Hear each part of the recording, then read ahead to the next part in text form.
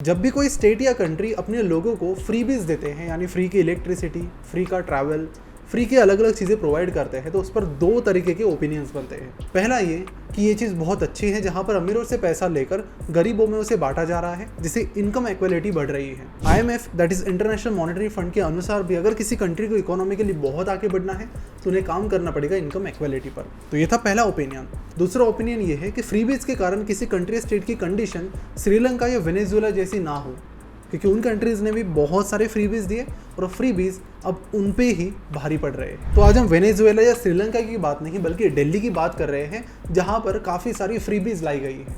अगर आप दिल्ली से हो तो आप उन फ्रीबीज का इस्तेमाल कर रहे होंगे, अगर आप नहीं हो तो आपने उनके बारे में कम से कम एक बार सुना तो ज़रूर होगा। यहाँ पर हम उन सब्सिडीज और बेनिफिट्स की बात करने वाले हैं जो डायरेक्टली लोगों को मिलते हैं, जैसे 200 यूनिट्स तक फ्री इलेक्ट्रिसिटी, महिलाओं के लिए फ्री ट्रैवल बेनिफिट्स और अनएम्प्लॉयमेंट अलाउंस एटसेट्रा। तो आज के इस वीडियो में हम 3 मेन मुद्दों पर बात करने वाले हैं। पहला ये कि ऐसे फ्रीबीज देकर कहीं दिल्ली की हालत श्रीलंका जैसी तो नहीं होगी। दूसरा ये कि कई सारे लोग बोल रहे हैं कि फ्रीबीज देने के बजाय यहाँ पर जॉब क्रिएट करेंगे तो ज़्यादा बेनिफिट होगा, तो हम ये भी बात करेंगे कि ये पॉसिबल है। और तीसरी चीज़, इन फ्रीबीज का दिल्ली के लोगों को इकोनॉमिकली कितना फ़ायदा मिला है। नमस्कार, मैं प्रसाद आपका आज के इस वीडियो में स्वागत करता हूँ।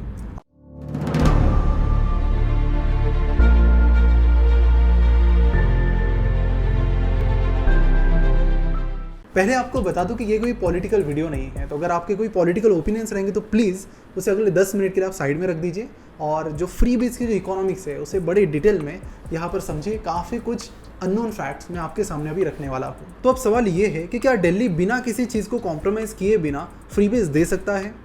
इसे समझने के लिए हमें समझना होगा कि दिल्ली गवर्नमेंट कितनी रीच है, क्योंकि ये फ्रीबीज गवर्नमेंट के लिए खर्चा ही है, एक बर्डन ही है। तो फाइनेंशियल ईयर 2021-22 में दिल्ली गवर्नमेंट का बजटेड रेवेन्यू था 53,070 करोड़, जिसमें टैक्स, नॉन टैक्स और सेंट्रल गवर्नमेंट की ग्रांट भी शामिल थी। और इस 53,070 करोड़ के रेवेन्यू के अगेंस्ट दिल्ली गवर्नमेंट के जो टोटल एक्सपेंसेस थे वो 69,000 करोड़ थे, यानी रेवेन्यू से ज़्यादा थे। आज इंडिया के लगभग सारे स्टेट्स के साथ यही हो रहा है। तो ये जो ऊपर के एक्सपेंसेस है उसे कैसे कवर करें? तो ऑफकोर्स उसके लिए आपको कर्ज लेना पड़ेगा। तो यहाँ पर दिल्ली गवर्नमेंट ने कैपिटल रिसिप्ट्स के जरिए 9,285 करोड़ की बोरोइंग्स यानी कर्ज लिए हैं। अब सवाल आता है कि 69,000 एग्जैक्टली कहाँ पर खर्च हुए? तो सबसे ज़्यादा खर्च दिल्ली की गवर्नमेंट ने एजुकेशन पर किया है, जो कि टोटल एक्सपेंसेस का 25.2% है। और ये बाकी सभी स्टेट्स के एवरेज यानी 15.8% से काफ़ी ज़्यादा है। अगला बड़ा चंक गया है हेल्थ को, जो कि टोटल एक्सपेंसेस के 15.9% है, और ये भी बाकी स्टेट्स के कंपेरेटिवली 3 टाइम्स ज़्यादा है। बाकी स्टेट्स का एवरेज है 5.5%। फिर वाटर सप्लाई का एक्सपेंस है 2.6%। आपको बता दूं कि वाटर सप्लाई पर दिल्ली गवर्नमेंट ने 1631 करोड़ खर्च किए हैं, जिसमें से 600 करोड़ की कस्टमर्स को सब्सिडी दी गई है। एनर्जी के लिए दिल्ली गवर्नमेंट ने टोटल एक्सपेंस का 5.2% खर्च किया है। अब एनर्जी का जो टोटल एक्सपेंस है वो निकल कर आता है 3,225 करोड़, जिसमें से मेजर पार्ट यानी 3,090 करोड़ की तो बस सब्सिडी है। इसके अलावा दिल्ली गवर्नमेंट ने फीमेल फ्री ट्रांसपोर्ट के लिए 486 करोड़ का बजट रखा है। तो यहाँ पर हमने देखा कि दिल्ली गवर्नमेंट ने कुछ पर्टिकुलर सेक्टर्स पर बाकी स्टेट्स के कंपैरेटिवली ज़्यादा पैसा खर्च किया है, जिसका ही मतलब है कि कुछ और सेक्टर्स में उन्हें वो खर्च कम करना पड़ा होगा। तो आपको बता दूं कि दिल्ली गवर्नमेंट का जो पुलिस डिपार्टमेंट है वो उनके स्टेट गवर्नमेंट के अंडर नहीं आता है। जहाँ पर बाकी स्टेट्स का अपने टोटल एक्सपेंसेस के 4.3% पैसा पुलिस डिपार्टमेंट पर खर्च हो रहा है, वहाँ पर दिल्ली गवर्नमेंट के लिए वो चीज़ 0 है। साथ ही बाकी स्टेट्स एग्रीकल्चर पर अपने एक्सपेंसेस का 6.3% पैसा खर्च कर रहे हैं, जो कि दिल्ली गवर्नमेंट के लिए 1% से भी कम है, बिकॉज वहाँ पर एग्रीकल्चर ज़्यादा है ही नहीं। अब हम बात करते हैं कि जो भी फ्रीबीज दिल्ली गवर्नमेंट दे रही है वो उसे कैसे फाइनेंस कर रही है।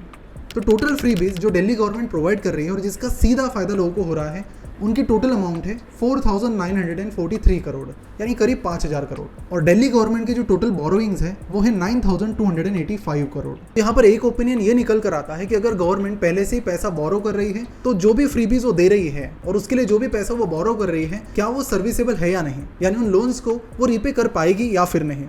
तो आपको बता दूं कि 31 मार्च 2020 को दिल्ली का जो डेट यानी टोटल कर्ज था वो था 40,696 करोड़। तो किसी पर्टिकुलर स्टेट पर डेट का कितना बोझ है इसे पता करने के लिए एक रेशो का इस्तेमाल किया जाता है, जिसका नाम है डेट टू GSDP रेशो।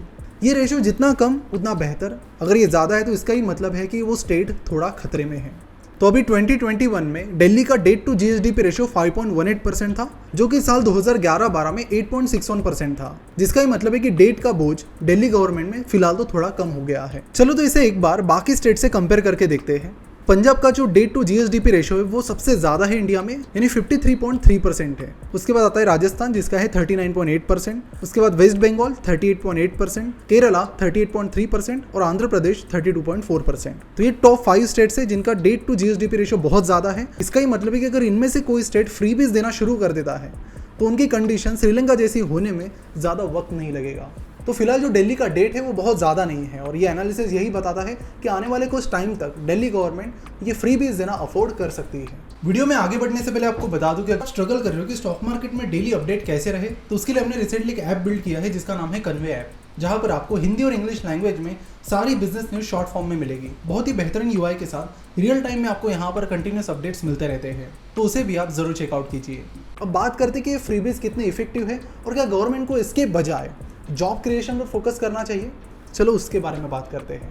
अब इस चीज़ को समझने के लिए आपको इकोनॉमिक्स की कुछ थियरीज को समझना पड़ेगा, जो कि मैं आपको बहुत आसान भाषा में और प्रैक्टिकल एग्जाम्पल के साथ समझाऊंगा। कोई भी स्टेट गवर्नमेंट या फिर कंट्री है वो इन 3 में से एक थियरी को जनरली फॉलो करती है। पहली है ट्रिकल डाउन इकोनॉमिक्स, दूसरी है ट्रिकल अप इकोनॉमिक्स और तीसरी है दोनों में से किसी को भी फॉलो नहीं करना। ट्रिकल डाउन इकोनॉमिक्स का मतलब है कि स्टेट गवर्नमेंट को फ्रीबीज के बजाय वहाँ के इंफ्रास्ट्रक्चर डेवलपमेंट पर फोकस करना है और सिर्फ उसी पर फोकस करना है, और जो बाकी चीजें हैं वहां पर जैसे फ्रीबीज वगैरह हैं वहां से अपने एक्सपेंसेस कम कर देने हैं। जैसे गवर्नमेंट को जो एक्सपेंसेस लिमिटेड रहेंगे और उससे गवर्नमेंट क्या कर सकती है कि टैक्सेस कम कर सकती है। तो उन पैसों से, उन बचे हुए टैक्सेस से वो बिजनेस ज्यादा एम्प्लॉयमेंट क्रिएट कर सकता है, ज्यादा लोगों को जॉब मिलेगी, उनको अच्छी खासी सैलरी मिलेगी और उनका जो स्टैंडर्ड ऑफ लिविंग है वो भी बढ़ जाएगा। ऐसा ये थ्योरी कहती है। तो इस थ्योरी को यूएस में 3 प्रेसिडेंट्स ने अप्लाई भी करके देखा और उनके रिजल्ट्स बड़े ही शॉकिंग रहे। ट्रिकल डाउन इकोनॉमिक्स को यूएस में सबसे पहले प्रेसिडेंट रोनाल्ड रीगन ने यूज किया, उसके बाद उसे जॉर्ज डब्ल्यू बुश ने यूज किया और तीसरी बार उसे डोनाल्ड ट्रंप ने भी इस्तेमाल किया और तीनों बार रिजल्ट सेम आए। तो जब डोनाल्ड ट्रंप ने 2017 में इसे लाया तो वहां के कॉर्पोरेट टैक्सेस हम सभी को पता है कि 35% से 21% तक लाए गए। इससे कॉर्पोरेट्स के पास पैसा ही पैसा हो गया। लेकिन उसका उपयोग कंपनीज ने नए लोगों को हायर करने के लिए या फिर अपना एक्सपेंशन के लिए नहीं किया। उन्होंने इसका यूज मेनली 2 चीजों के लिए किया, शेयर बायबैक करने के लिए, साथ ही शेयर होल्डर्स और ओनर्स को ज्यादा डिविडेंड पे करने के लिए। 2018 में S&P कंपनीज ने करीब $700 बिलियन खर्च किए शेयर्स को बायबैक करने के लिए, जो कि पहले के लेवल से 3 गुना ज्यादा था। और रही बात डिविडेंड की, तो उसके लिए 2018 में कंपनीज ने $1.3 ट्रिलियन पे किए। और जैसे कि हम सभी को पता है कि यूएस में जो लोग मेजरली स्टॉक्स ओन करते हैं वहाँ के टॉप 20% में आते हैं, और इसीलिए हम आपको भी कहते रहते हैं कि स्टॉक्स और म्यूचुअल फंड बाकी चीज़ों में इन्वेस्ट किया करो, क्योंकि इस तरह के एक्स्ट्रा बेनिफिट्स भी यहाँ पर कई बार मिल जाते हैं। National association for business economics ने अक्टूबर 2018 में 116 कंपनीज के साथ एक सर्वे किया। उसमें 81% कंपनीज ने बताया कि उन्होंने टैक्स कट की वजह से अपना हायरिंग में इन्वेस्टमेंट नहीं बढ़ाया था। सिर्फ इतना ही नहीं, टैक्स कट की वजह से सिर्फ 11 मंथ्स में यूएस का जो डिफिसिट है वो $920 बिलियन तक पहुंच गया, जो कि 2017 से 39% ज्यादा था। इसके साथ ही वहां की गवर्नमेंट का डेट भी बढ़ गया। मतलब ये अप्रोच यूएस में कुछ खास काम नहीं कर पाया, ना ही वहां की इकोनॉमिक डेवलपमेंट हुई, इनइक्वालिटी कम होने की बजाय बढ़ गई और जॉब भी लोगों को नहीं मिल पाई। अब बात करते हैं ट्रिकल अप इकोनॉमिक्स थियरी की, जो कि और भी ज़्यादा इंटरेस्टिंग है और इसे कुछ पर्टिकुलर कंट्रीज ने अप्लाई किया। ये थियरी ये कहती है कि आप कंट्री में सब्सिडीज प्रोवाइड करो, फ्रीबीज प्रोवाइड करो। इससे होगा कि कुछ पर्टिकुलर चीज़ें हैं जैसे इलेक्ट्रिसिटी है, वाटर सप्लाई है, इन चीज़ों में या फिर ट्रैवल है, इसमें लोगों का पैसा बच जाएगा और उन बचे हुए पैसों को वो किसी और जगह पर स्पेंड करेंगे, जिससे बिजनेसेस को मदद मिलेगी और फिर गवर्नमेंट उन बिजनेसेस से ज़्यादा टैक्सेस चार्ज कर सकती है। तो जब 1948 में श्रीलंका को आज़ादी मिली तब उन्होंने इस स्कीम का इस्तेमाल किया और वहाँ पर उन्होंने कई सारी फ्रीबीज देना शुरू किया। और फ्रीबीज देने से लोगों का पैसा तो बच गया, लेकिन वो पैसा अब और चीज़ें खरीदने के लिए, चाहे वो इलेक्ट्रॉनिक चीज़ें हैं या फिर अलग अलग डिज़ायर्स हैं उनकी, उस पर खर्च करने लगे। लेकिन वहाँ की कंपनीज उन चीज़ों को फुलफिल नहीं कर पा रही थी। डिमांड तो बढ़ गई, सप्लाई नहीं बढ़ पाई, जिसकी वजह से इन्फ्लेशन बढ़ा। साथ ही कई सारी चीजें श्रीलंका को इंपोर्ट करनी पड़ी बाहर की कंट्रीज से, और बाद में उसके लिए फॉरेक्स रिजर्व के क्राइसिस भी क्रिएट हुए, जिसके बारे में डिटेल में हमने इस वीडियो में बात की है। अगर आपने नहीं देखा है तो इसे भी आप जरूर चेकआउट कीजिए। वेनेजुएला ने भी कुछ इसी तरह के सिस्टम का इस्तेमाल किया, लेकिन वो भी फेल हो गया क्योंकि उन्होंने भी फ्रीबीज पर बहुत ज़्यादा फोकस किया। अगेन बिजनेस डेवलपमेंट वो नहीं कर पाए पैरेलली और वो फेल हो गए। ब्लूमबर्ग के इकोनॉमिस्ट एलिसन श्रैगर का इस पर कहना है कि आपको फ्रीबीज देते वक्त ये चीज़ ध्यान में रखनी होगी कि आप उसी स्पीड से बिजनेसेस को डेवलप कर रहे हो, नहीं तो ये बैलेंस बिगड़ जाएगा। कई सारी कंट्रीज जो बहुत ज़्यादा फ्रीबीज देती है वहाँ पर ये प्रॉब्लम भी नजर आई कि स्किल डेवलपमेंट वहाँ पर स्लो हो गई और कई सारे लोग काम करना नहीं चाहते थे। तो हमने दोनों चीजें समझ ली, दोनों के बहुत ज्यादा प्रोज और कॉन्स भी है, लेकिन कंक्लूजन क्या है? कंक्लूजन ये है कि आपको दोनों में से कोई भी चीज एक्सट्रीम नहीं करनी है।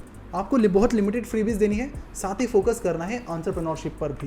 एंटरप्रेन्योर्स नेशन बिल्डिंग में एक बहुत इंपॉर्टेंट रोल प्ले करते हैं और इन्हीं नेशन बिल्डर्स के बारे में हम हमारी आने वाली documentary the men who build India में बात करने वाले हैं। तो 6 मई को विटनेस कीजिए उन नेशन बिल्डर्स की कहानी जिन्होंने भारत की नींव रची। अब सवाल आता है कि दिल्ली के लोगों को इन फ्रीबीज का कितना फायदा मिल रहा है, तो उसके लिए कुछ कैलकुलेशंस की हमें मदद लेनी पड़ेगी। एक इकोनॉमिक सर्वे के अनुसार दिल्ली का पर कैपिटा इनकम है 4,01,982 रुपीज। 2012 के हिसाब से दिल्ली का पॉपुलेशन 1.9 करोड़ था और दिल्ली गवर्नमेंट ने सब्सिडीज पर टोटल करीब 5,000 करोड़ खर्च किए हैं, जिसका मतलब है कि दिल्ली गवर्नमेंट एक इंडिविजुअल को करीब 2600 रुपए की सब्सिडी दे रही है, जो कि उनके पर कैपिटा इनकम का 0.65% है, जो कि उतना सिग्निफिकेंट नहीं है कि जिसकी मदद से लोग बहुत सारा पैसा बचा लेंगे और जिससे इकोनॉमी में एक बहुत ही सिग्निफिकेंट डिमांड आएगी। तो फिलहाल तो दिल्ली गवर्नमेंट की जो फ्रीबीज है वो लिमिट में है और उसे गवर्नमेंट को इसी लिमिट में रखना चाहिए। और अगले इलेक्शन के टाइम कोई पॉलिटिकल पार्टी आपसे वादा करती है कि हम भी आपको ये फ्रीबीज देंगे, तो जरूर अपने स्टेट का debt to GSDP ratio check करें और उस हिसाब से पता लगाएं कि आपका स्टेट उस फ्रीबीज को अफोर्ड कर पाएगा या फिर नहीं। क्योंकि पंजाब इलेक्शंस में भी कई सारी पॉलिटिकल पार्टीज ने फ्रीबीज के वादे किए, लेकिन आपको बता दूं कि ये फ्रीबीज वहां पर अप्लाई नहीं किए जा सकते और अगर करने की कोशिश होती है तो एक बहुत ही बड़ा डिजास्टर साबित हो सकता है। यहाँ पर हमने सारे पॉइंट्स को कवर करने की कोशिश की है। अगर कोई पॉइंट मिस हो जाता है जरूर कमेंट करके बताइए। मिलते हैं आपसे अगले वीडियो में और ऐसे ही डिटेल्ड वीडियोस को मिस ना करने के लिए जरूर कन्वे को सब्सक्राइब करें और बेल आइकन पर भी क्लिक करें।